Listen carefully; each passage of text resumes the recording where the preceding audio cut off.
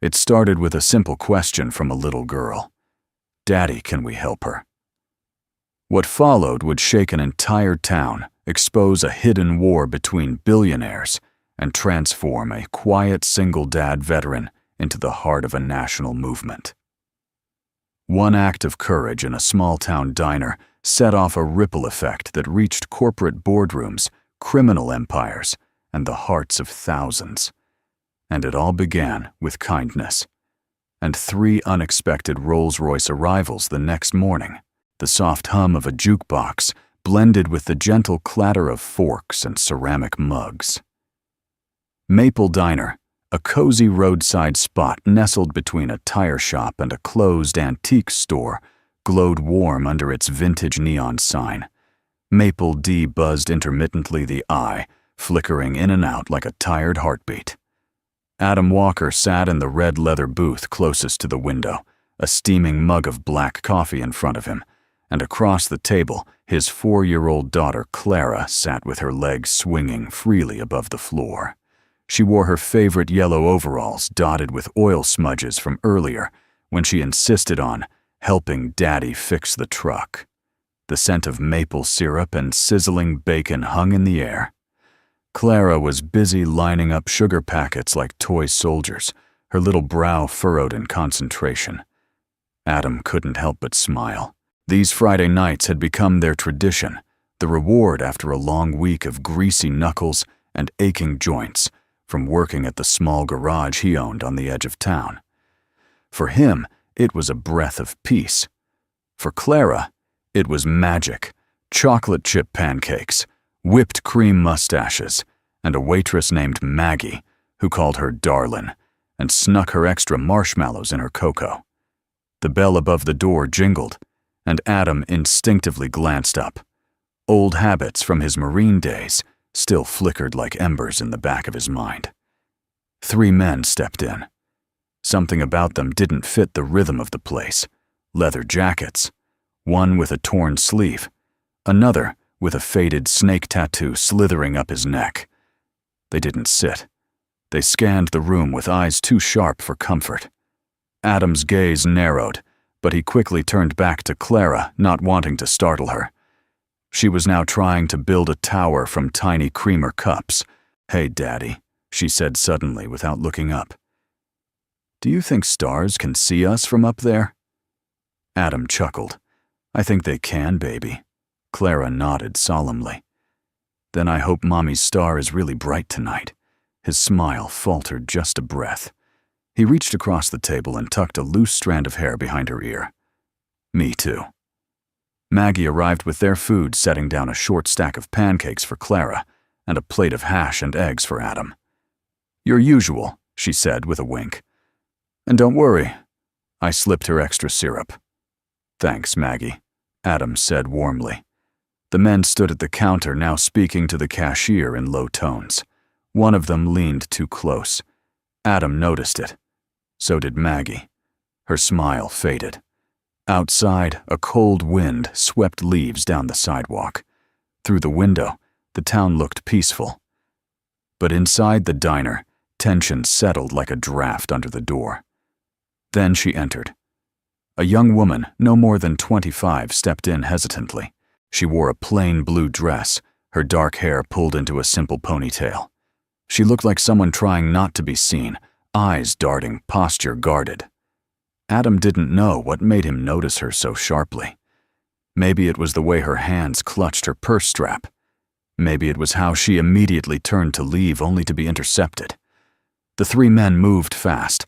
One of them blocked the door. Another took a step too close. The last spoke something low that made her flinch. Clara had stopped eating. Her big brown eyes were wide and fixed on the scene. She tugged gently at Adam's sleeve. "Daddy," she whispered. "Daddy, can we help her?" The words soft as they were landed like thunder. Adam looked at his daughter. The little girl who believed stars could see her, who believed pancakes were sacred, who believed in kindness because he had taught her that the world, though often broken, could still be beautiful. He turned back toward the 3 men. Time slowed. His heartbeat steady, not fast, not fearful but focused. For years he had left behind the uniform, the noise, the violence. He had chosen a quiet life for Clara. But something stirred now. Not rage, not pride. Purpose. He rose from the booth. The vinyl seat let out a small hiss of air, as if the very air around him recognized the shift. Clara watched silently, hands now, still her fork, dropped unnoticed. Adam Walker, former Marine Sergeant mechanic by trade father, by calling walked slowly toward the door where 3 wolves had cornered a lamb. The diner hushed. The only sound was the low hum of the jukebox in the corner, playing an old Patsy Cline tune about walking after midnight. Adam didn't speak yet. He stopped a few feet away, standing between the girl and the men, now his eyes calm, voice quiet, but edged with steel. "She doesn't want trouble," he said. The man with the snake tattoo smirked. "Ain't looking for trouble, Pops. We're just talking. You should mind your own pancakes." Adam didn't blink. "My daughter asked me a question. I intend to answer it." The air changed. Snake tattoo reached toward his waistband, but froze as Adam's hand moved first. Not for a weapon. He simply adjusted his stance. Feet apart. Balanced. The kind of stance you only learn from years in combat zones. The girl behind him whispered, "Please." That did it. Adam's voice dropped even lower. "You're going to walk out of here now, all 3 of you, and you're going to forget you ever saw her." The silence was louder than any shout. Then slowly, one of the men backed away. The second followed with a curse. Snake tattoo glared, but Adam didn't flinch. Finally, he spat on the ground and stormed out. The bell above the door jingled again, and just like that, the danger passed. For a long moment, no one moved. Then the young woman exhaled, trembling. "Thank you," she whispered. Her voice cracked. Adam nodded once. Then, without another word, he turned back toward Clara. She looked up at him with eyes shining like her mother's. "Daddy," she said quietly. "You're my hero." He didn't reply, just ruffled her hair, sat down, and picked up his fork. But he knew deep down everything had just changed. The snow had started falling by the time Adam tucked Clara into bed that night. Their small cabin sat at the edge of Maple Ridge, backed by quiet woods, and fronted by a gravel drive leading to his modest auto shop. Warm light glowed from the front porch lantern, casting long shadows across the porch swing Clara loved to nap on in the summer. Inside, the world was safe. Still. But in Adam's chest, the storm had already begun. He stood in the hallway, hand braced against the doorframe, watching Clara sleep. She had curled into her blanket, hugging her stuffed rabbit, Mr. Buttons. Her breath was slow, and even her brow relaxed, a picture of peace. But the question she'd asked, just 6 simple words, echoed louder than any war cry he'd heard in combat. "Daddy, can we help her?" It hadn't been a plea. It was a statement of belief in him, in the world he had tried so hard to build for her, a world where kindness mattered, where right and wrong still held their lines. And when he looked at her in that diner, so small and so sure, he knew he didn't have the luxury of staying on the sidelines anymore. He had taught Clara to be brave, not by yelling, not by preaching, but by showing up, fixing what was broken, listening more than speaking. But sometimes being brave meant standing up even when you'd rather disappear. The next morning broke cold and sharp. Frost kissed the edges of the garage windows as Adam flipped the sign to open. The air smelled of gasoline and pine, and the sound of distant crows echoed over the trees. He poured himself a cup of weak diner-style coffee and checked the schedule. Just 2 oil changes and a busted alternator. A quiet day. Or so he thought. The rumble came first. Deep, even, powerful, not the sputter of an old pickup or the whine of a rusted sedan. This was something else. 3 Rolls-Royce Phantoms pulled slowly into the gravel lot, their polished black exteriors gleaming even in the pale morning sun. The contrast was so stark, it almost looked like a mirage luxury amidst the dust and snow and cracked concrete. Adam put down the coffee, wiping his hands on a rag. The first car's door opened, and out stepped the woman from the diner. But today she was a different person entirely. Gone was the nervous girl in the blue dress. In her place stood a woman in a snow-white pantsuit, tailored to perfection. Her dark hair was pinned neatly at her neck, and diamond studs shimmered just beneath her ears. She radiated calm confidence and power. Adam blinked. Even Clara, who had followed him out in her puffy coat and rainbow rain boots, whispered, "Is she a princess?" The woman's eyes softened at the sight of the child. "No, sweetheart," she said with a smile. "Not a princess, just someone very grateful." Adam stepped forward slowly. "You clean up nice," he said evenly. She laughed, a clear, effortless sound that danced in the cold air. "And you're just as direct as I remember." "I like that. I take it this isn't about a flat tire." "No," she said, extending a hand. "I'm Evelyn Hart. My family owns Hart Motors." Adam didn't shake her hand right away. The name rang familiar. Hart Motors wasn't just any company.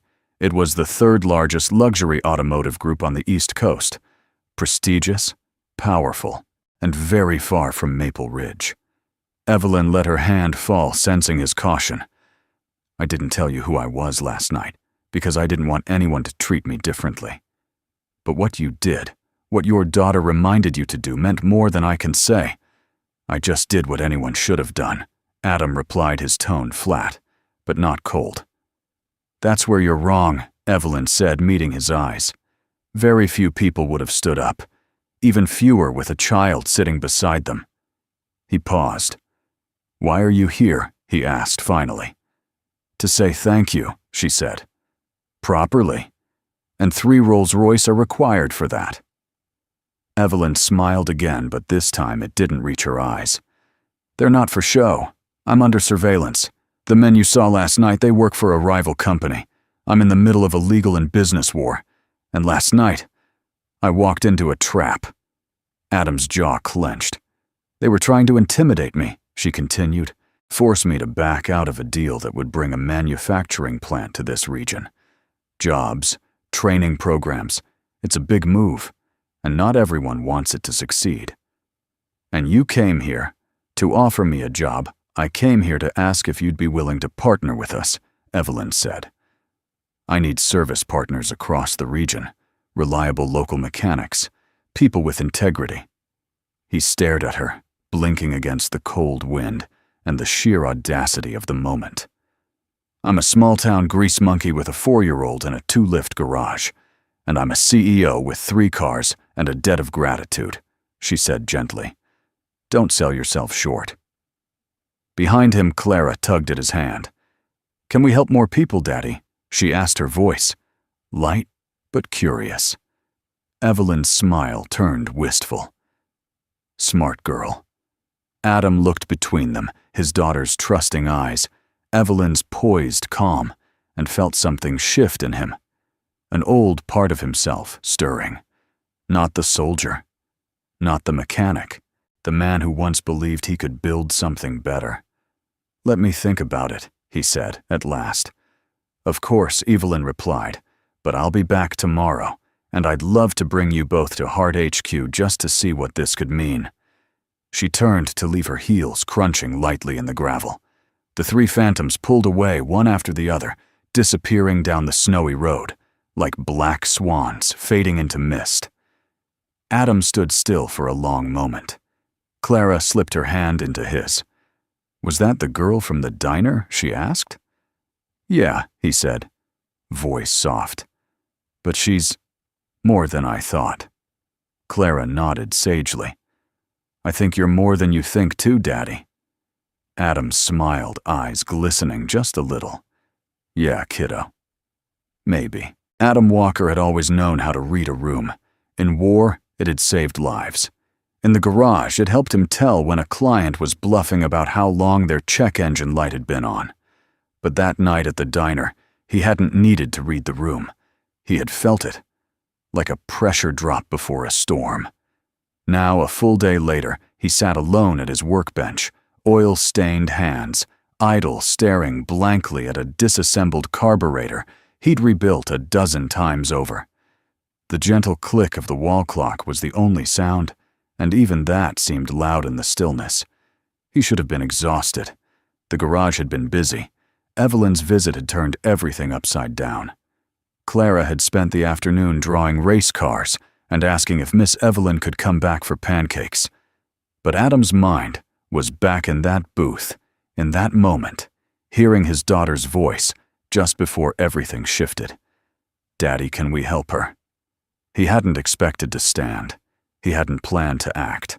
The Marine inside him, buried under years of grease and grief, had simply stepped forward like an old friend who hadn't forgotten his post.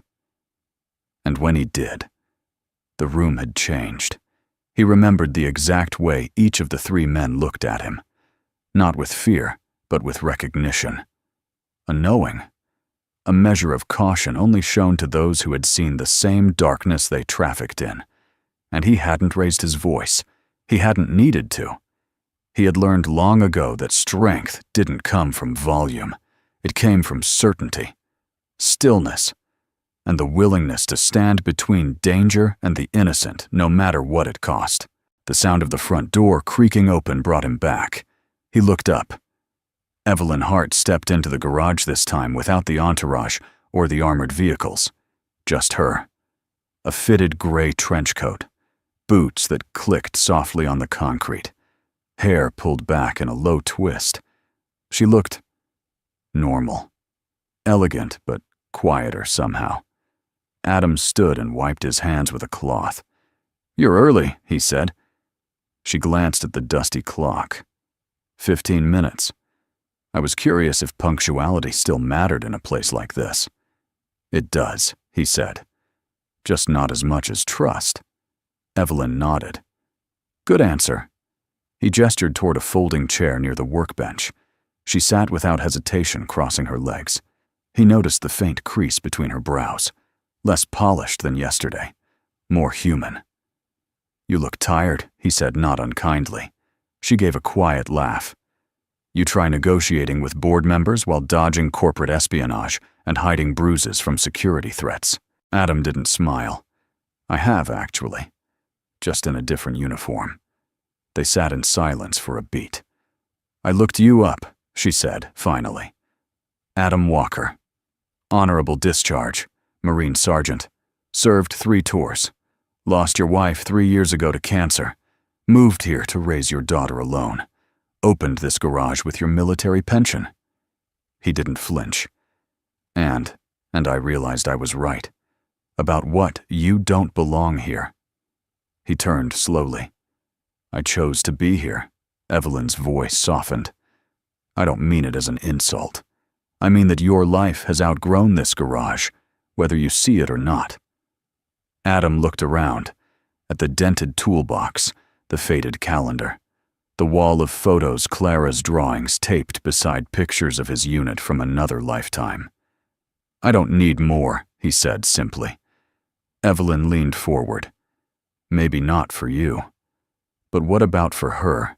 That hit. Not like a punch. More like a ripple spreading through calm water." He said nothing. She continued. "This isn't just about a business proposal, Adam. I want your garage to become a hub part of a regional network of service centers for Hart Motors. But more than that, I want to use this partnership to launch a veteran job program. I want you to help me lead it." He blinked. "You want me to run a corporate veterans initiative. I want someone who knows what it means to serve, who doesn't just talk about loyalty but lives it." Adam leaned against the workbench, arms crossed. "You don't know me." "I know enough," she said gently.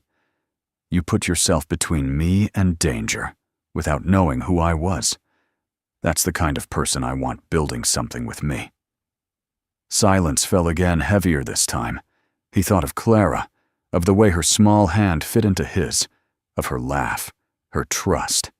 He thought of the men at the diner and how easy it had been for them to threaten someone who was simply trying to build something better, and he thought of Evelyn, how behind the calm exterior he could now see something else, weariness, grit, and an odd flicker of hope. "I don't want to be anyone's hero," he said quietly. "Good," Evelyn replied, "because I don't need a hero. I need a partner." He looked at her, then really looked, past the polished image, past the press releases and company logos.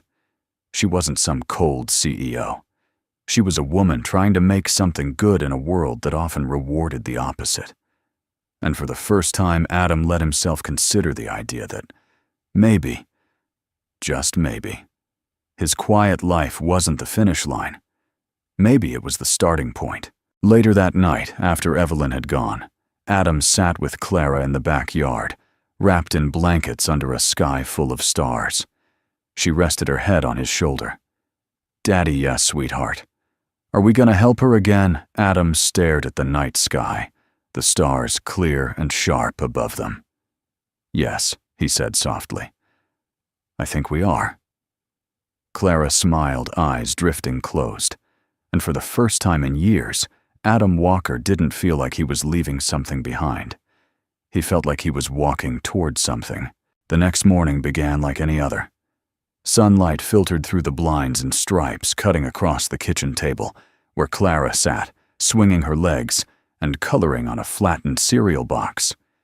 Adam stood at the counter, brewing a fresh pot of coffee, while the local radio played softly, the DJ's voice easy and familiar, like an old friend, chatting about snowfall predictions and high school football scores. Clara looked up. "Daddy, can I bring Miss Evelyn one of my drawings today?" Adam raised an eyebrow. "You planning on becoming her new designer?" Clara giggled. "No, I just want her to have something happy." He smiled, pouring her a glass of orange juice. "Then pick your best one." She held up a picture of a giant purple car with stars for wheels and a smiling stick figure behind the wheel. "This one." "It's called Starlight Racer." "Perfect," Adam said. "Tell her it's a limited edition." The two of them shared a quiet breakfast, the kind that had become sacred in their little world, full of unspoken comfort and the rhythm of healing. Adam never rushed mornings. He knew how fragile peace was and how long it took to build it back after war, after loss, after love was gone.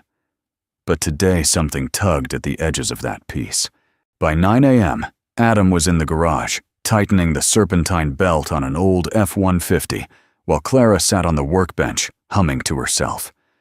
The sound of tires on gravel interrupted the morning air, and Adam stood upright, wiping sweat from his brow with the edge of his sleeve. A sleek white town car rolled up, not flashy like the Rolls-Royces from before, but polished, deliberate. The back door opened, and for the second time in 2 days, Evelyn Hart stepped into his life. But this time, she wasn't alone. A man followed behind her, tall, trim, dressed in a navy coat, polished shoes, and a watch that cost more than Adam's entire toolkit. His smile was tight, too perfect. Adam's jaw flexed. "Mr. Walker," Evelyn said, nodding warmly. "This is Jonathan Crest, my company's legal advisor and head of risk management." Crest extended a hand. "Mr. Walker." "A pleasure." Adam shook it firm, brief, non-committal. "What brings you both to the shop?" he asked, glancing at Evelyn. Evelyn looked poised, but her voice had a hint of tension. "I wanted to walk you through the preliminary partnership documents and give you a tour of the regional facility. Thought it would be better in person." "And Jonathan?" Adam asked. She hesitated. "Insists on being thorough." Jonathan smiled again, but this time it was colder. Standard protocol when dealing with sensitive expansion plans. Miss Hart's safety and the company's reputation are our top priorities. Adam felt something twist in his gut. He didn't like the man, not because he wore money like armor, Not even because he spoke with the smooth detachment of someone who had never changed a tire in his life. No, Adam didn't like him because his instincts, the ones that had saved him in combat zones and back alleys, were screaming that this man wasn't just a lawyer. He was a handler. And Evelyn, she looked like someone used to being handled. Still, Adam didn't react. He simply gestured toward the small office attached to the garage. "We can talk in there." Clara slipped off the workbench, trotting toward Evelyn. "I made this for you." Evelyn knelt down as Clara handed her the Starlight Racer drawing. Her face softened instantly. "It's beautiful." "It's the fastest car ever," Clara whispered, as if it were a secret. "But only nice people can drive it." Adam caught the subtle glance Evelyn gave Jonathan. He saw it a flicker of something unspoken resistance, maybe, or apology. Jonathan remained outside the office, clearly uninterested in small talk or children's artwork. Instead, he pulled out his phone and turned slightly away, speaking into it with hushed intensity. Inside, Adam flipped through the partnership documents. They were well-prepared, clean percentages, smart logistics, generous terms. Almost too generous. "You wrote this?" he asked. Evelyn nodded. "I did. The corporate lawyers will add layers later, but I wanted you to see the heart of it first, before it got complicated." Adam tapped a section. "Veteran Training Program." She leaned forward, her voice softer. "It's real. I've been trying to build something like this for years, a network of service centers that aren't just about cars, but about people. Skill building. Second chances. You're the first person I've met who I actually trust to start it right." Adam studied her. "Then why bring him?" She hesitated. "Because trust doesn't scale. And in my world, everything is watched." Adam nodded slowly. "I'm not a liability, but I don't play political games either." Evelyn exhaled. "I'm counting on that." Their eyes met across the desk. Something passed between them, not romance, not yet, but recognition. A quiet understanding that they were both trying to build something honest in a world addicted to masks. Suddenly the door burst open. Jonathan stepped in, expression sharp. "We need to go. Now." Evelyn stood immediately. "What's wrong?" "There's been a breach," he said. "Back at headquarters. Someone accessed your personal files." Evelyn paled. Jonathan turned to Adam. "Don't worry, Mr. Walker. Just corporate security nonsense. We'll handle it."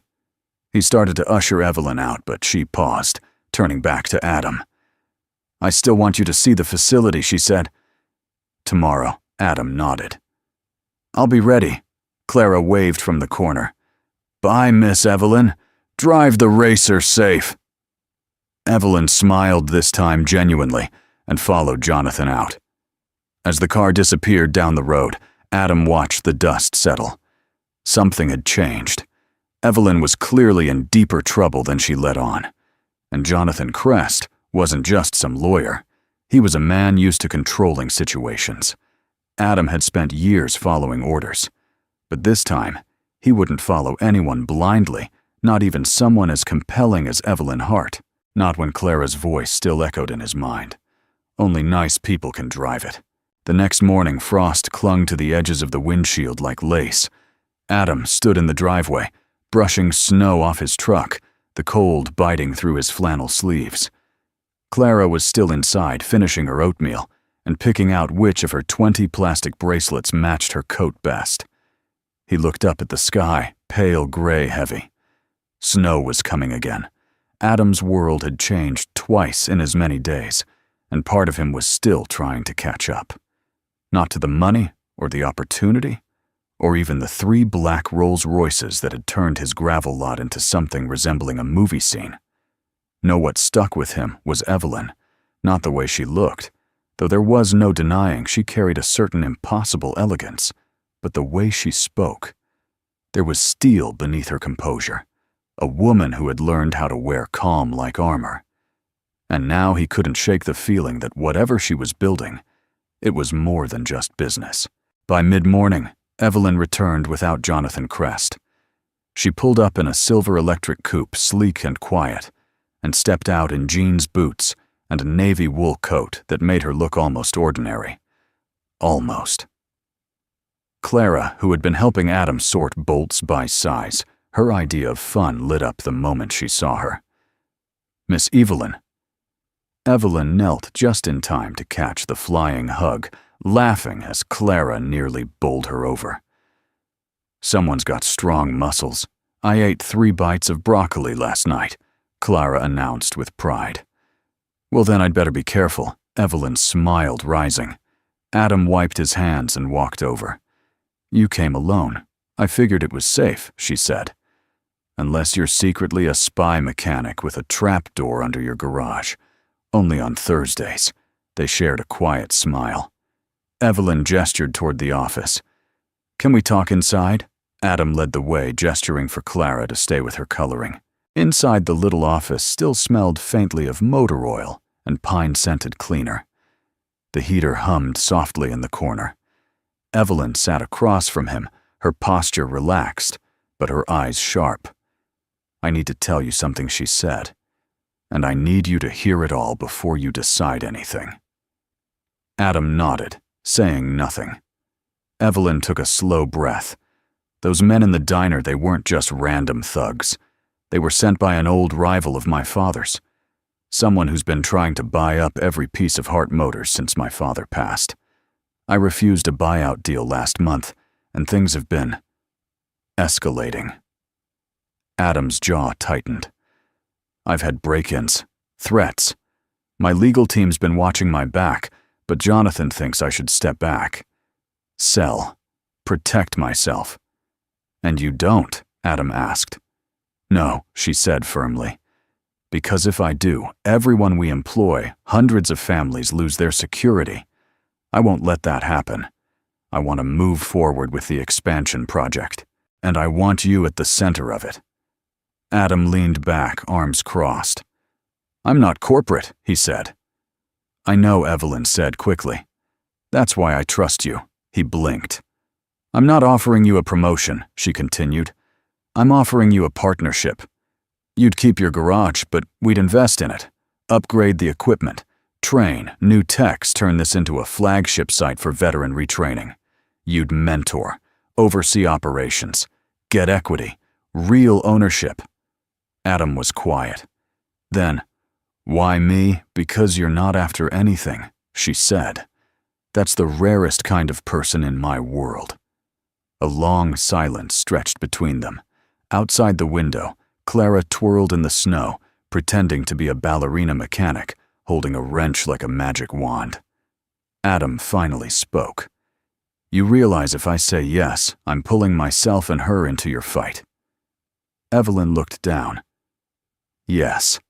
And you're still asking," Evelyn met his gaze. "Because I've seen what you are, Adam.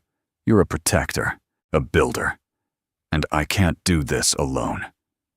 Adam stood pacing, a little jaw working.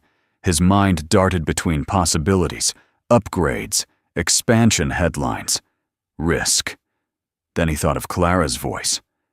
Maybe helping more people is right too. He looked at Evelyn. "You're not just talking about wrenches and oil changes." She shook her head. "I'm talking about creating a model that shows the world veterans can rebuild just as fiercely as they once fought." Adam was quiet for a long time. Finally, he extended a hand. "I'll do it," he said. "But we do it my way. Integrity first. No spin." Evelyn stood and shook his hand firmly. "Agreed." Their handshake held. Then Adam added, "And I don't want Jonathan Crest within 10 miles of Clara." Evelyn's expression shifted, surprised but not offended. "Understood." As she turned to leave, Clara ran up and tugged on Adam's sleeve. "Daddy, did you help her again?" He smiled, kneeling to her level. "Yeah, sweetheart. I think I did." Clara looked at Evelyn, then back at her dad. "Good. She's nice. But she's a little lonely." Evelyn blinked, surprised. Adam raised an eyebrow. "That. So," Clara nodded. "She needs a friend. I drew her a second picture. one with 3 people. Evelyn reached out as Clara handed her the new drawing, a simple scene. A tall man, a woman in a coat, and a small girl holding both their hands under a bright yellow sun. "Looks like you made me a family," Evelyn whispered, throat tight. Clara smiled brightly. "Everyone needs one." Adam and Evelyn exchanged a glance, something warm, something unspoken, something new. Outside, the snow began to fall again, but this time it felt like a beginning. Night had fallen over Maple Ridge like a thick quilt, soft, heavy, and quiet. Outside Adam's cabin, the wood stood still under a blanket of fresh snow, and the hum of the heater inside filled the silence like a low lullaby. A small fire crackled in the stone hearth, casting warm shadows that danced across the wooden floors. Clara was fast asleep on the couch, her bunny slippers still on her feet, a picture book about race cars splayed open across her chest. Her hair curled around her cheek like a question mark, and her hand loosely clutched one of her newest masterpieces, a crayon drawing of what she called Daddy's Dream Garage. Adam stood in the kitchen staring at it. In her drawing, the garage was 3 times bigger, bright, clean, full of happy mechanics, one of whom wore a Marine Corps hat like his.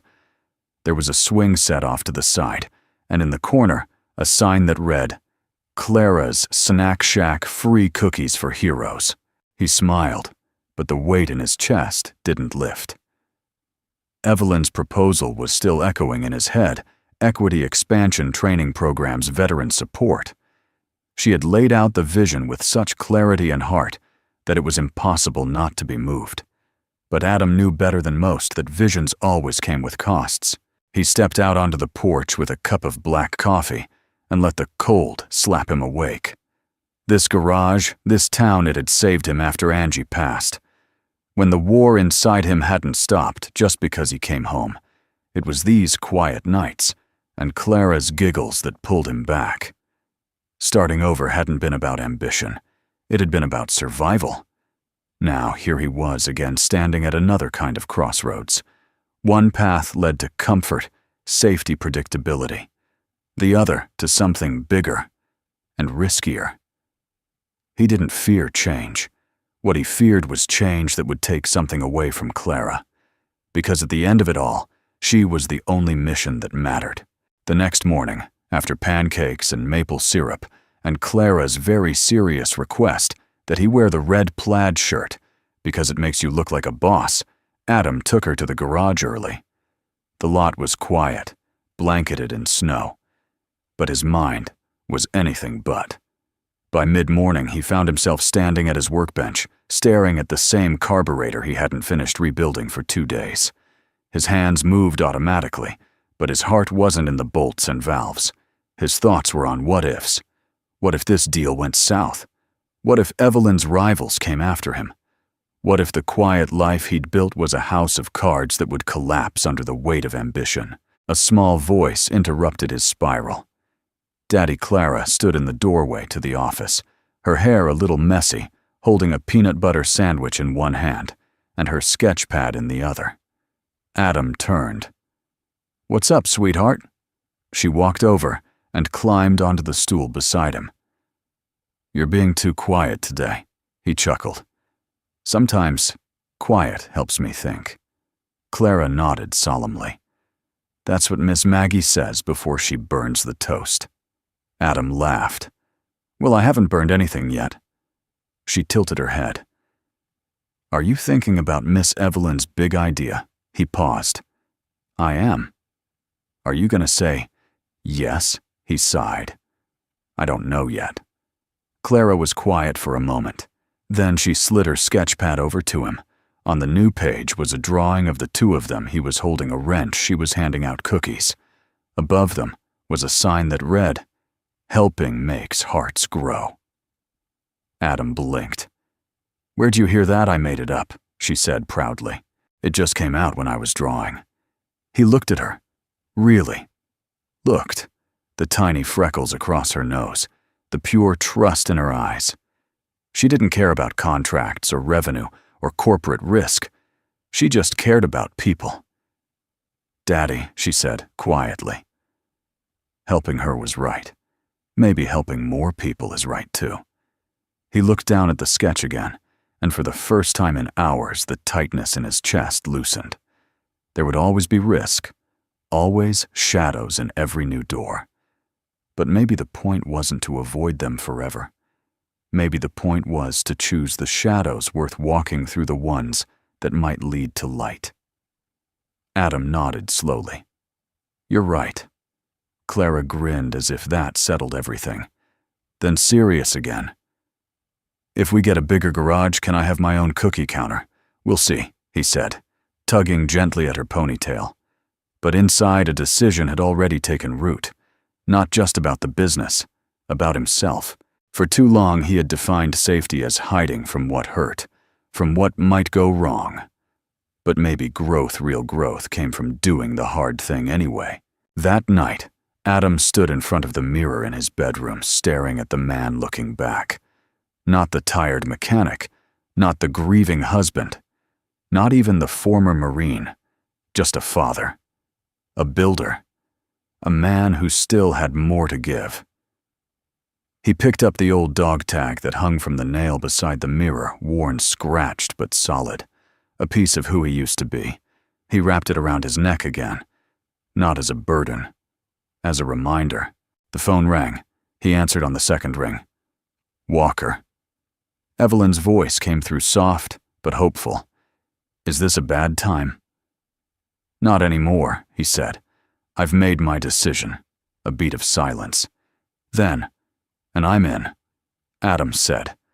"Let's build something worth being proud of." Evelyn exhaled like she'd been holding her breath all day. "You won't regret it." "I'm not doing it for you," he added, but not unkindly. "I'm doing it because my daughter reminded me what kind of man I'm supposed to be." On the other end, Evelyn was quiet, then her voice warmer. "She sounds like the best partner either of us could ask for." "She is," Adam said. Outside, the wind howled softly through the trees, but inside the fire was steady, and the future, though uncertain, no longer felt like something to fear. The following week arrived like the first true morning of spring, crisp, promising, and full of the quiet thrill of something just beginning. Adam stood outside Hart Motors regional headquarters, with Clara on his shoulders, her arms stretched out like airplane wings, as she giggled at the sheer size of the place. The building stood tall and sleek, all glass and steel glinting in the mid-morning sun. It looked like something from a magazine, too modern for Maple Ridge, too elegant for a man who still used paper invoices and kept his best wrenches in a metal coffee can. But Adam wasn't here to measure comfort. He was here to measure potential. Evelyn met them on the front steps. She wore a tailored black coat over slacks, but this time her hair was loose, falling in soft waves past her shoulders, less executive, more human. Clara immediately reached for her hand. "I brought cookies," Clara said proudly, holding out a brown lunch sack. Evelyn grinned. "Are they from your snack shack?" "Yes," Clara said seriously. "Only heroes get them." Evelyn's smile softened. "Then I'm honored." Adam watched them as they walked inside together, a woman who had inherited an empire, and a girl who ruled with crayons and cookie crumbs. He shook his head slightly, the corner of his mouth lifting. Life had a strange way of pairing unlikely people. The tour began in the main showroom, where a handful of glossy, custom-designed Hart vehicles sat gleaming under pendant lights. Clara immediately pressed her nose to the glass of a cherry-red sports model. "This one goes zoom," she whispered. Evelyn chuckled. "That's the Pegasus. 0 to 60 in 3.1 seconds. Adam raised a brow. "Does it come with booster seats?" She laughed. "We can make that happen."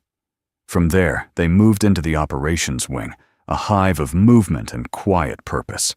Engineers in lab coats adjusted engine specs. Designers clustered around 3D prototypes. Technicians moved silently through the maintenance base, running diagnostics with tablet screens, and gentle precision. It was a far cry from the squeaky creepers and duct-taped toolboxes of Adam's garage. But as he watched a young technician carefully install a timing belt, he noticed something familiar focus. Respect for craft. The unspoken pride in doing a job right the first time. "You've built something solid here," Adam murmured. Evelyn nodded. "It's not just cars, it's people. Many of the folks here are from small towns like yours. Some are second-chance hires. One of our best diagnostics guys was a homeless vet 2 years ago." Adam looked at her, a flicker of surprise in his eyes. She met his gaze. "It's not about building empires anymore. It's about building bridges." They ended the tour in a bright conference room with floor-to-ceiling windows overlooking a wooded ridge. Coffee and pastries waited on the table. Clara curled up in the corner chair with her sketchbook, while Adam and Evelyn sat at opposite ends. Evelyn pulled out a folder. "These are the preliminary rollout plans for the first 3 regional service centers. Maple Ridge would be our prototype. We'd expand slowly veterans, first then local youth apprenticeship programs." Adam flipped through the documents. The numbers were clean, the intentions clearer. But one line caught his eye: Hart Foundation Training Oversight Coordinator, Adam Walker. He looked up. "You want me in charge, I want you leading," she said. "Not managing paperwork. I want you shaping it. I want kids to walk into that garage and see someone who knows what purpose looks like, who's lived it." Adam leaned back in his chair, his eyes drifting toward the window. The snow was melting on the ridge, revealing patches of green beneath. Growth. Messy, slow, and inevitable. "I've never done anything like this," he said. Evelyn smiled. "Neither have I. Not like this. But I believe in this. And I believe in you." There was no flattery in her voice, just quiet conviction. The kind that couldn't be faked. Clara patted over and held up her newest drawing. "This is the new garage," she explained. "There's a garden in the back now for people who are sad." Evelyn took the drawing with care, her eyes misting. "That's beautiful." Adam glanced at his daughter. "She's got a heart bigger than her head. She gets it from somewhere." Evelyn said, not looking away. Silence settled between them, but it wasn't awkward. It was full the kind of silence that only exists when 2 people realize they've crossed an invisible threshold. Not business, not yet. Love. But trust. That evening back at the cabin, Adam sat on the porch steps, his hands calloused and his mind restless. Clara was asleep inside, curled up with Mr. Buttons and dreaming of race cars and garden garages. He looked up at the sky. He'd been taught to see risk, like a soldier identify, assess, neutralize. But now, he saw risk as something else. A bridge, not between enemies, but between what was and what could be. A voice came from the shadows. "You're quieter than usual." He turned. Evelyn stepped into the light holding 2 mugs of coffee. She offered him one. "I wasn't expecting you tonight," he said. "I needed air," she replied, sitting beside him. "And I was already halfway here when I realized I just wanted to talk to someone who doesn't use buzzwords." Adam chuckled. "You're safe here." She sipped. "You ever think maybe people like us aren't meant to stay quiet forever?" He looked at her. "I used to think quiet was safe. But lately, I'm not so sure." She nodded slowly. "Neither am I." Their shoulders brushed slightly in the cold. No promises were made, no grand declarations. Just 2 people, building something. Not out of strategy, but out of choice. It started with the phone call. Adam was elbow-deep in the undercarriage of a rusted Chevy Tahoe when the shop's landline rang a sound that had become so rare in the age of smartphones, it made him pause. Clara perched on her usual stool in the corner, with her sketch pad looked up too. He wiped his hands on a rag and crossed the garage. Walkers. No answer, just the sound of static. Then a voice, low, slow, and unfamiliar. "You should have stayed in your lane, Marine." Click! The line went dead. Adam stood still, the receiver pressed to his ear even as the dial tone began to hum. A muscle in his jaw twitched. Clara's voice broke the moment. "Daddy!" He hung up the phone and turned, forcing a smile. "Wrong number, baby." But even as he returned to the Tahoe, a storm had begun brewing behind his calm eyes. By dusk, the storm reached full form. Evelyn arrived in a dark blue SUV with tinted windows and tension in her shoulders. She wore no makeup, her hair pulled back in a hasty knot, and her usual calm was replaced by urgency. "They called you, didn't they?" she asked the moment she stepped inside the office. Adam nodded once. "They called me too," she said. "Threatened to leak confidential company files. Said I was corrupt. Said you were an unstable vet with PTSD." Adam's voice was low, steady. "That all they've got?" "No," she said. "They also know about the facility plans. They know you're heading up the veteran program, and they're trying to break the deal before it gets any real traction." He exhaled through his nose. "Let me guess. Your old rival again." Evelyn nodded. "Derek Roth, son of a steel magnate. Bought out 3 struggling automakers last year and wants Hart Motors next." Adam leaned against the desk, arms crossed. "So he sends thugs to diners, anonymous calls, empty threats." "No," Evelyn said grimly. "They're not empty."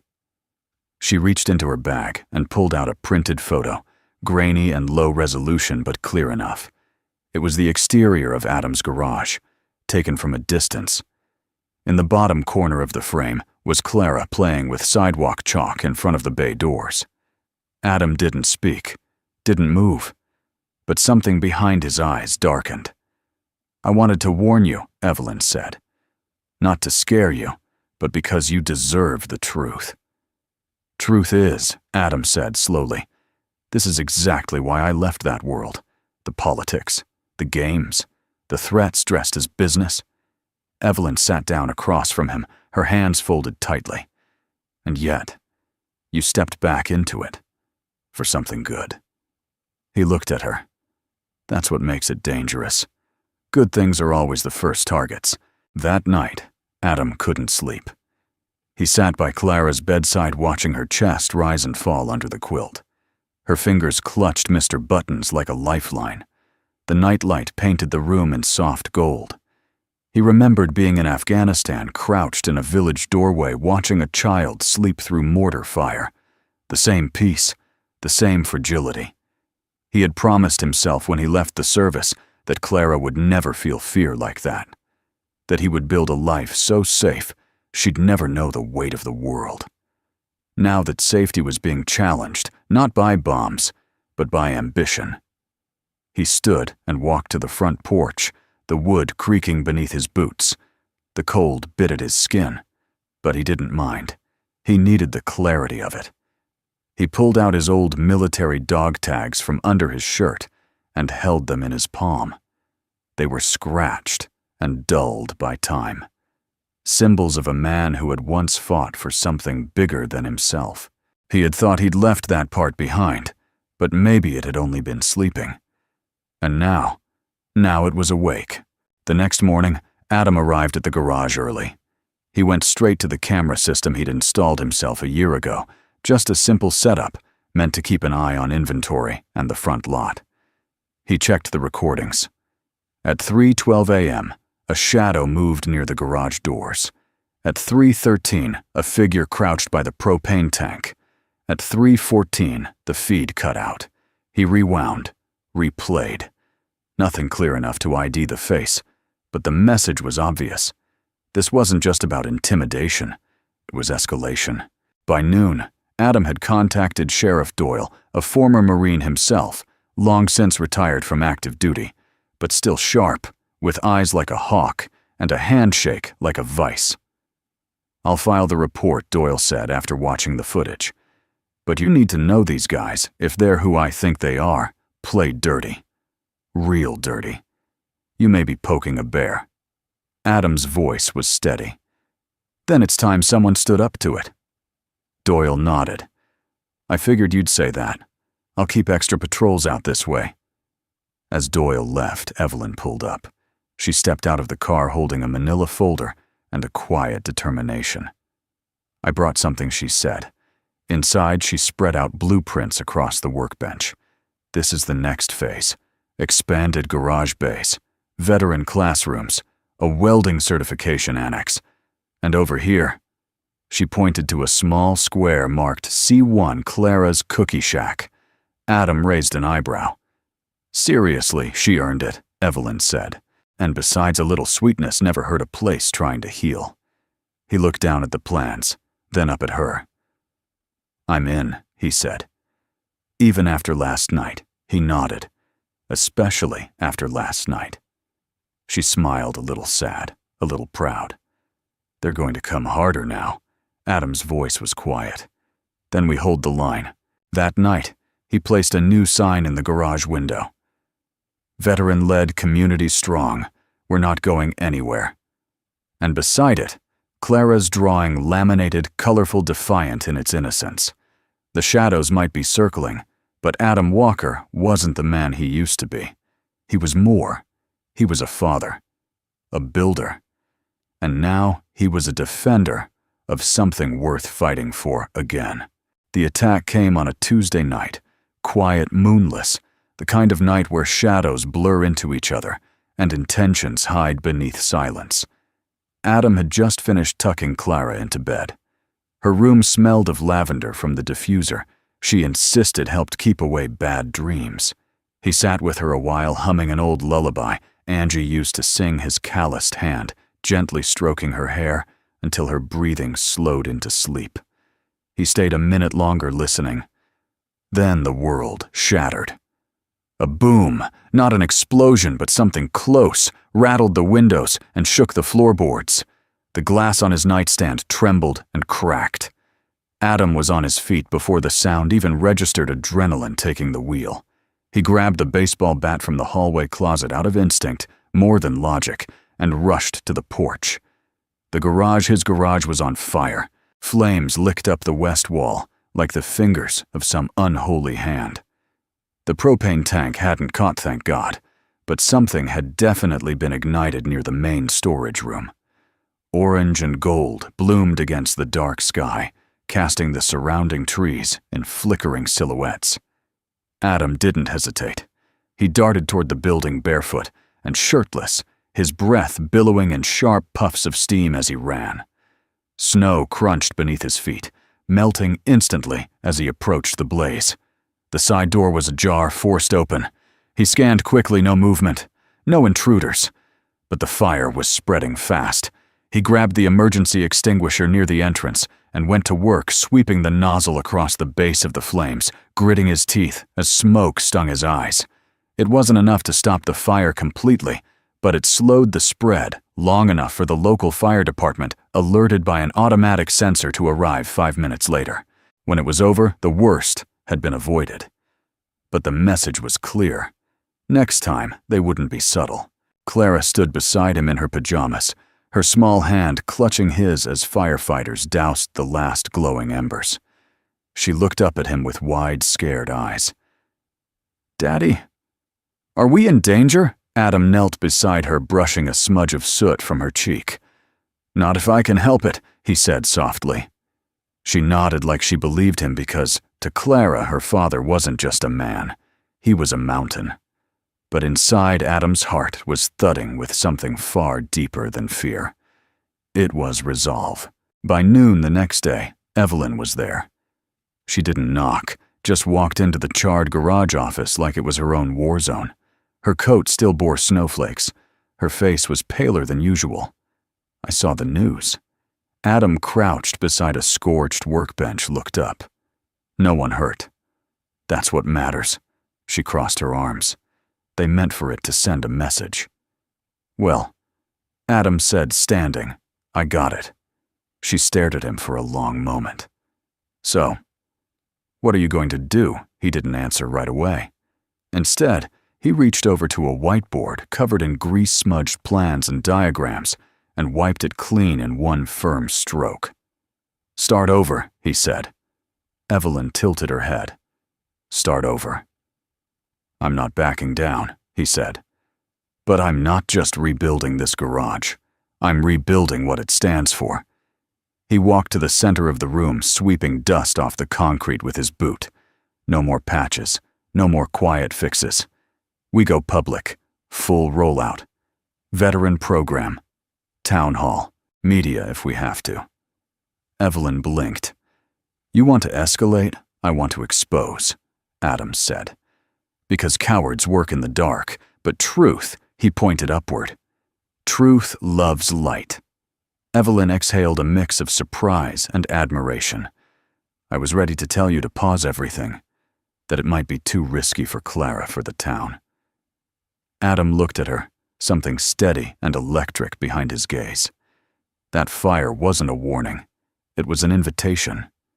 She smiled, slow and real. "Then let's accept it together." The next 72 hours passed in a blur. Adam called in favors from a handful of fellow veterans, some he hadn't spoken to in years.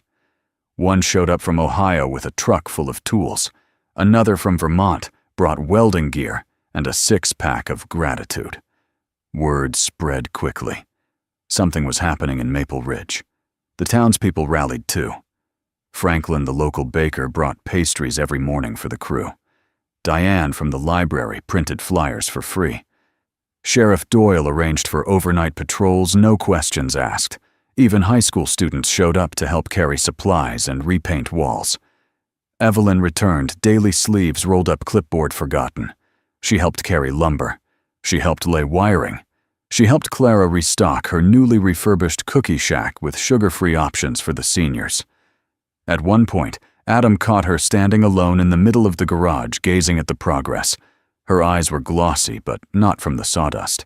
"You okay?" he asked gently. She turned to him, nodding. I never thought something good could come out of being afraid." Adam didn't reply right away.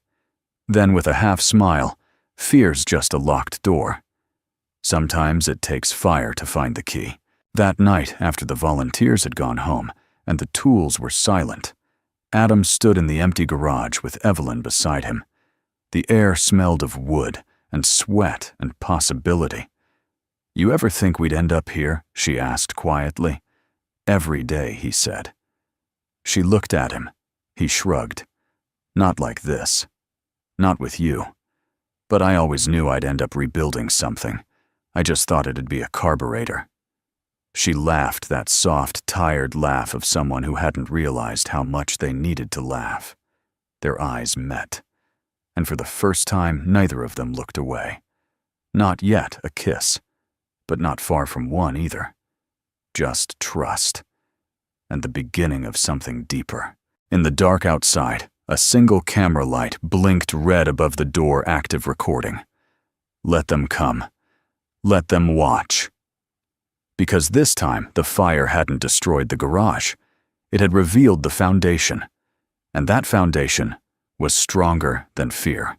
The day the arrests were made, it was snowing again. Slow, thick flakes that floated like falling feathers, softening the hard edges of everything. But nothing could soften the look in Adam Walker's eyes as he stood at the edge of the newly rebuilt garage and watched two unmarked black sedans pull into the lot. Sheriff Doyle stepped out of the first car, flanked by two state investigators. He looked calm, but purposeful. Adam nodded once. "You found them?" Doyle adjusted his hat. "More than found. We have surveillance footage, clear shots of two men placing accelerant near the propane tank. Same men from the diner. Same men linked to Roth's other accidents." He paused, then added, "You were right to install those extra cameras." Adam's jaw tightened, but he didn't say I wasn't installing them for the shop. I was installing them for Clara. Instead, he asked, "What now?" "We bring them in. The DA's office is involved now." Evelyn's security team handed over a file. This thick, he held his fingers apart, linking Roth to multiple intimidation cases. Looks like his luck just ran out. Adam folded his arms, nodding slowly. Good. Careful what you call good, son, Doyle said quietly. He's a cornered animal now. Adam's eyes didn't waver. So am I. By midday, the arrests were headline news. Breaking Heart Motors, rival. Linked to violent sabotage attempt, Maple Ridge mechanic, key witness. For the first time in his life, Adam Walker's name was in bold letters on national news, and not for military service. Reporters began calling the garage. Evelyn's team handled most of it, but Adam agreed to one brief statement. Standing in front of the shop with Clara holding his hand, and Evelyn standing just behind him, he looked into the camera and said, "This isn't just about business. It's about standing up for what's right, even when no one's looking. My name isn't important, but what we're building here. That is, this is a place for second chances, for veterans, for young people, for anyone who's been told they're too broken to try again. We're not going anywhere, and neither is the truth." That night, the phones rang off the hook. Veterans from across the state called to ask about the training program. Local businesses offered donations. And perhaps most surprising of all, Evelyn's board of directors, notoriously cautious, issued a rare public endorsement of her decision to back Adam's Garage as the first Heart Motors community anchor site. It was official. The project had moved from possibility to blueprint, and at the heart of it stood a man in a flannel shirt, a little girl with marker on her cheeks, and a woman who had once been told she wasn't tough enough to lead. But not all calls were from strangers. Late in the evening, after Clara had gone to bed, and Evelyn had lingered behind to review new architectural plans, Adam's cell phone buzzed. The number was blocked. He answered anyway. "Walker." A familiar voice slithered through the speaker like oil over gravel. "You think you've won," the man said. Adam's spine straightened. "You think exposing me changes anything?" Roth hissed. "I own half the state. You're just a dirt-under-the-nails grease monkey playing house with a corporate heiress." Adam didn't flinch. "No, I'm a father, and I'm a builder. And your biggest mistake was thinking men like me don't matter." A pause. Then Roth's voice, sharper. "You're on borrowed time, Walker. People like you burn fast." Adam's voice dropped low. "The last man who tried to burn me down is watching his empire crumble from a holding cell." Click. The line went dead. Adam put the phone down and turned. Evelyn stood at the doorway to the office, eyes wide. She had heard every word. He gave her a half smile. "You okay?" She stepped closer, her voice quieter than usual. "You're still willing to keep going, even with him out there?" He looked her straight in the eye, especially with him out there. Evelyn exhaled long and slow. "I don't know if I've ever met someone like you, Adam." He walked over to her, stopping just inches away. "You have now."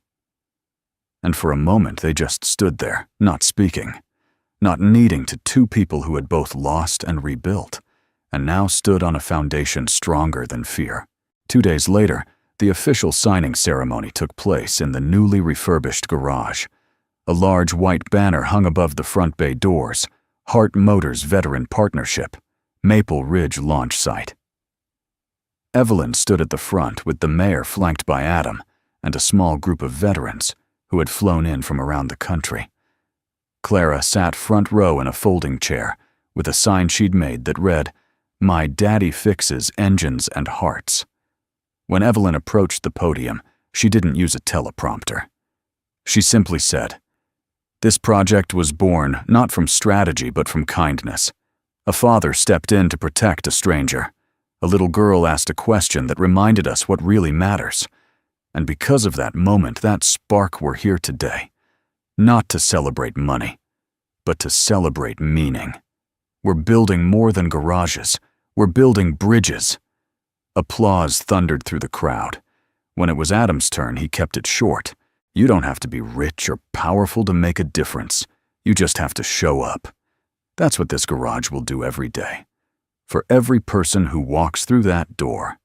After the ceremony, reporters swarmed, but Adam broke away and found Clara near the snack table trying to smuggle extra cookies into her coat pocket. He laughed. "Hey, partner, save some for the guests." She looked up and grinned. "I'm just being hospitable." He scooped her up and kissed the top of her head. "You're the best part of this whole thing, you know." That Clara nodded solemnly. I already knew. From a few feet away, Evelyn watched them. Then she took a step forward. And for the first time with no press, watching, no spotlight, no contracts. She slipped her hand into Adam's, not as a CEO, not as a guest, but as someone who believed in them. The snow had begun to melt. It left behind slush in the streets, muddy footprints near the garage doors, and the faint scent of thawing earth. But it also brought something else possibility.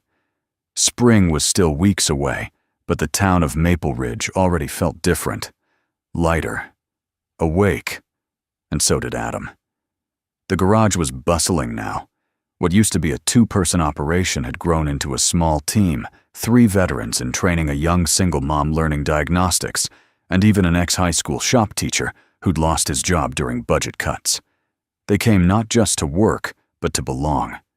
Each day, Clara would greet the team with a new drawing or a small cookie bag labeled Fuel for Heroes. She had become the unofficial mascot of the garage part, joy part, glue part, moral compass. If Clara liked you, you stayed. And Evelyn. She came by often. At first, it had been daily check-ins on progress, then meetings, then less official things like dropping off lunch or helping Clara plant the first seed trays for her garage garden. But lately, Adam had noticed something else in her visits. She no longer came with folders and contracts. She came with laughter and stories, and a look in her eyes that lingered a little longer every time he caught her watching him from across the room. It was Friday evening when Evelyn suggested they take Clara to the lake. "Just us," she said. "No business, no pressure. Just people." Adam hesitated. "You mean like a family outing?" Her smile was soft, uncertain. "I mean, if that's what it feels like." He looked at Clara, who was already pulling on her boots. "Well, he said you'd better like marshmallows."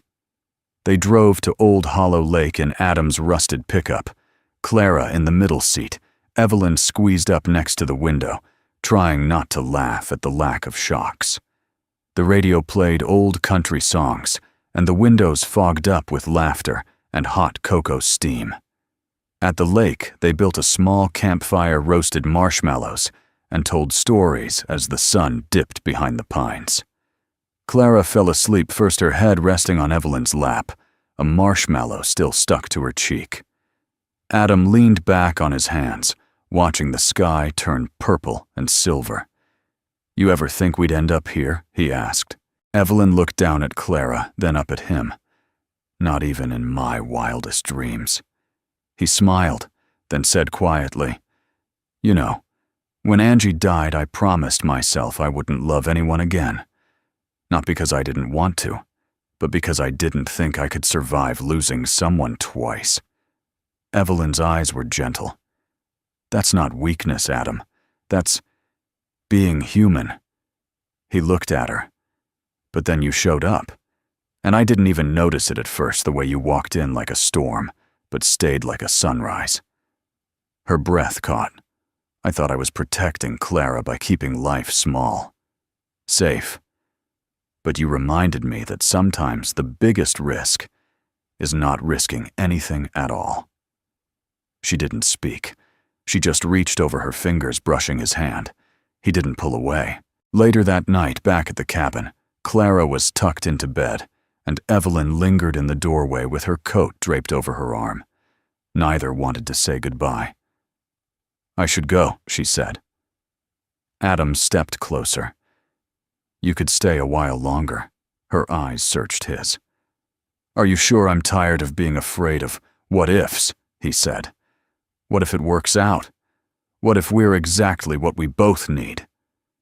Evelyn let out a breath she hadn't realized she was holding, and in the stillness between them, between fear and hope, past and present, he kissed her. It wasn't rushed or wild. It was true, a promise whispered in the quiet. The days that followed felt like the gentle unfolding of something long awaited. They didn't rush. They didn't announce it to the world. But those who knew them best, Clara Sheriff Doyle, even Maggie the waitress at Maple Diner, saw it in the way they looked at each other. Respect, warmth, and a deep, hard-earned trust.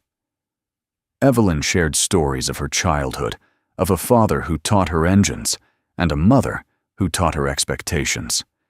Of lonely boardrooms and nights where all she wanted was for someone to ask how she was without an agenda. Adam shared stories of his deployments, of what he'd seen, what he still dreamed about, and how it was Clara's first laugh after Angie died that reminded him the world was still worth waking up to. And slowly, story by story, they began to rebuild the kind of closeness that only comes from shared pain and shared healing. One evening, Evelyn found a dusty box in the corner of the garage. Inside were photos of Adam in uniform, Angie holding baby Clara, old letters, and a medal tucked into a folded flag. She looked up at him. "You never talk about your service." "I try not to lead with it," he said. "I don't want people to see a Marine before they see a man." She touched the edge of the frame. "I see both." He swallowed hard. I want Clara to know all of it, not just the quiet version." "She deserves the whole story," Evelyn said. "So do you." By the time the first daffodils broke through the earth behind the garage, the town knew that something special had bloomed right alongside them. Not a whirlwind romance, not a fairy tale, but something better, a life rebuilt. A woman learning she could lead without losing her softness, a man learning he could love again without fear, and a little girl who believed cookies and crayons could fix the world, and maybe she was right. The grand opening of the new garage felt more like a community fair than a corporate event. Children chased balloons across the lot. An Army veteran-turned-barber gave free haircuts under a pop-up tent. Tables were stacked with pies and slow-cooked chili brought in by neighbors. Even Sheriff Doyle manned the grill in an apron that read, "Lawfully delicious." But in the center of it all stood the true transformation, Walker and Hart Veteran Service Center. No longer just a modest two-bay repair shop, the garage now boasted 6 full-service bays, a tech training annex with brand-new computers, a community classroom for evening workshops, and behind it all, Clara's dream come true, a garden filled with raised beds and wildflowers. A handmade wooden sign read, "Clara's Garden Growing Hope." Adam stood under the awning watching it all. His work boots were dusted with sawdust and pollen, his flannel sleeves rolled up to the elbows, and his heart for the first time in years was light. Evelyn approached from the side holding 2 lemonade cups and wearing jeans and a soft blue blouse that danced in the breeze. She handed him a cup and nudged her shoulder against his. "It's happening," she said. He nodded. "It really is." They stood in companionable silence for a while, just watching. Clara was helping an older woman plant tulip bulbs, her tiny hands buried in dirt, her pigtails bouncing as she explained the science of sunflowers. Evelyn smiled. "Do you know how rare this is?" What Adam asked. "This," she said, gesturing around. "A corporate initiative that actually means something. That started with a moment, not a memo. I've pitched hundreds of programs in boardrooms, but none of them had this kind of soul." Adam looked down at her. "That's because this one had Clara's crayons on the blueprint." They both laughed, the easy kind of laugh that only comes after surviving the hard. Later that afternoon, a small ceremony was held under a makeshift stage, built from old pallets and fresh painted wood.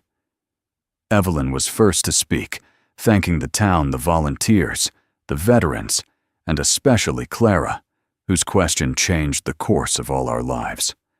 Clara shyly hid her face in Adam's leg, her cheeks red as the crowd clapped. Then it was Adam's turn.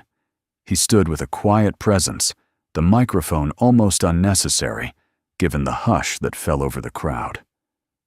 "I don't have a prepared speech," he said. "Never been much for podiums. But I do know what it means to fix things that are broken. Engines, homes, people." He paused, scanning the familiar faces, old classmates, fellow Marines, strangers who had become neighbors, and Evelyn standing just off stage, hands folded at her waist. "When my wife passed, I didn't think I had anything left to give." Adam continued. "I was wrong. Clara reminded me of that every day. And then one night at a diner, she asked a question, a small one. Just 6 words. He looked down at his daughter. 'Daddy, can we help her?' He turned back to the crowd. That question changed everything. It reminded me that our greatest strength isn't in what we build with our hands, but what we're willing to build with our hearts." A long moment of silence followed, not the awkward kind, but the reverent kind, where no one wanted to break the moment. Then came applause. Long, genuine, grounded. The kind that wasn't just for a ribbon cutting, but for a life reclaimed. The weeks that followed brought more than recognition. Applications poured in from veterans across the country, some with spotless resumes, others with records and regrets, but a hunger to rebuild. Adam interviewed each one personally. He didn't care where they'd been. He cared why they wanted to come. One of them, a quiet man named Luis, said simply, "Because I want my daughter to be proud of me again." Adam hired him on the spot. Clara made him a drawing his first day, best mechanic in the universe. It hung in Luis's locker like a badge of honor. The town began to change, too. What had once been a sleepy roadside stop was now a place of motion, not fast, but full. A new cafe opened across from the garage. A community board was erected outside the post office, posting everything from job listings to lost dogs to Clara's weekly joke of the day. Even the high school partnered with the center to create a summer youth program where teens could learn real trade skills and earn credit. One boy, once labeled a troublemaker, built a functioning go-kart in 4 weeks and later told Adam, "This is the first time someone let me finish something." And Adam, he became the kind of man people turned to not for perfection, but for steadiness, for decency, for guidance. But he was also something else now. He was happy. Genuinely, quietly, unshakably happy. He and Evelyn didn't rush into anything dramatic. No big declarations. No whirlwind romance made for the movies. But she started staying later, leaving a jacket in the mudroom, bringing books over for Clara to read at bedtime. And once when Clara fell asleep watching a movie, Evelyn curled up beside her, and Adam sat across from them, his heart so full he didn't dare speak. One evening, as they sat on the back porch, watching the sun dip below the trees, Evelyn broke the silence. "My board wants to franchise this model," she said. "Take it national." Adam didn't look surprised. I figured that was coming. "They want me to lead it."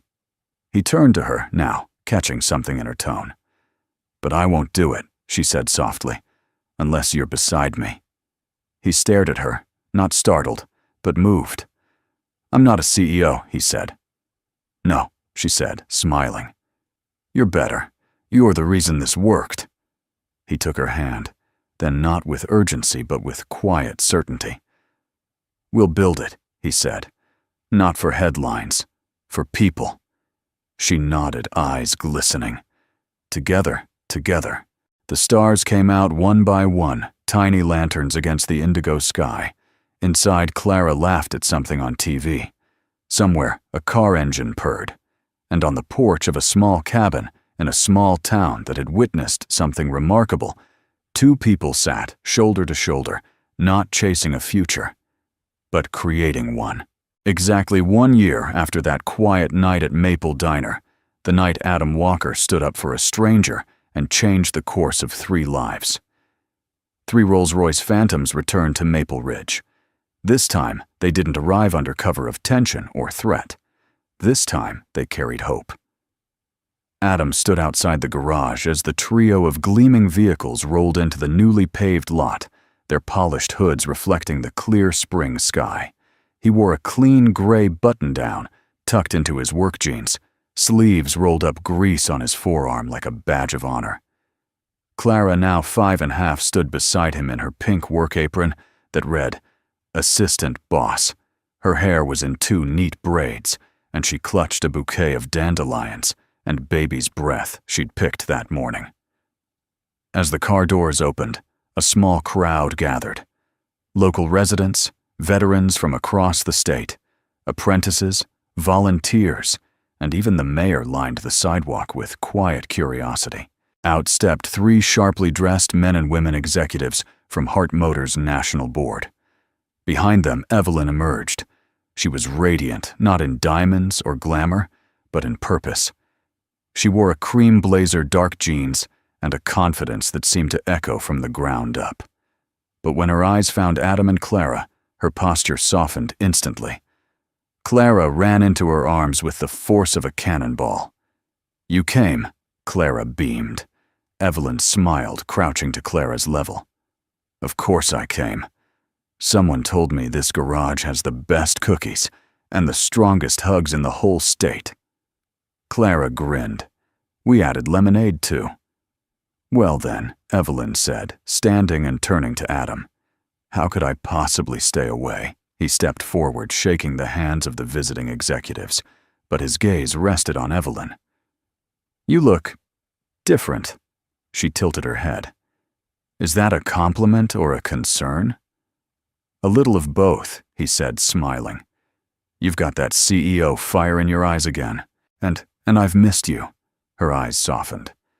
"I've missed this. All of it." The board members spent the afternoon touring the garage, visiting the training annex, and interviewing several veterans enrolled in the program. The mood was buoyant, sincere.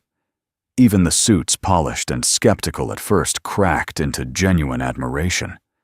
"This place," one of them whispered to Evelyn, "doesn't feel like a business. It feels like a family." Evelyn nodded. "That's because it is." By the time the final presentations wrapped up in the classroom, it was clear the pilot had exceeded every expectation. Hart Motors would expand the model. 10 sites, then 20. A national blueprint for veteran-led, community-based service centers. But it would all begin here. Right here. At the garage, rebuilt from a single moment of kindness. That evening, as the crowd trickled out and the sun dipped low behind the ridgeline, Adam and Evelyn sat on the tailgate of his truck, watching Clara draw chalk hearts across the parking lot. Evelyn leaned her head on his shoulder. "You ever think about how far we've come all the time?" Adam said. "I mean, think about it. A year ago, you were just a mechanic trying to protect his daughter. I was a CEO walking into a diner I almost never should have been in. And Clara..." She looked over at the little girl, now instructing a teenager how to draw a unicorn. She was the real hero. Adam nodded slowly. "She saved both of us." They sat in silence for a moment, the kind of silence that doesn't ask to be filled. Then Evelyn spoke, voice quiet and sure. "I love this town. I love this garage. And I think I love you too." Adam turned to her. His hand found hers, rough calluses meeting soft fingers. "I've loved you longer than I was willing to admit." She smiled, that same soft smile she wore that first morning. She showed up with 3 Rolls-Royce and turned his world upside down. "You ready for what comes next?" she asked. "Not at all," he said. "But I'm not afraid of it anymore." The following week, a modest envelope arrived in the mailbox. It contained a handwritten note from a woman in Vermont, a war widow raising 2 boys inspired by the garage's story. Inside was a check for $50 and a note. I don't have much, but please use this to help someone like you helped her.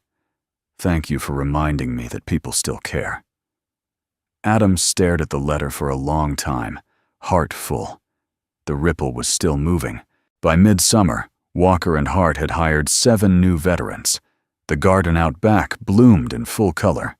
Clara started reading aloud during weekly community story hours. And on the front wall of the garage, mounted in a handmade frame carved from reclaimed cedar, hung a plaque. This place was built on a question. Daddy, can we help her? Let the answer always be yes. 1 year, 1 question, and now a future they never could have imagined. That night, as twilight settled over Maple Ridge and the stars began to stitch themselves into the sky, Adam sat on the front porch, with Evelyn and Clara nestled between them. They didn't talk much. They didn't have to. Because sometimes the quiet speaks loudest. And sometimes the smallest moments, a question in a diner, a drawing by a child, a hand reaching out in the dark, become the foundation of a life you never dared to dream. Kindness doesn't always make noise, but it always makes waves. Where are you watching from? We'd love to know what part of the world you're tuning in from. Feel free to share in the comments below. If this story touched your heart, please consider subscribing to Soul Moments Story for more uplifting tales of kindness, courage, and second chances. Thank you so much for spending time with us today. We truly appreciate you.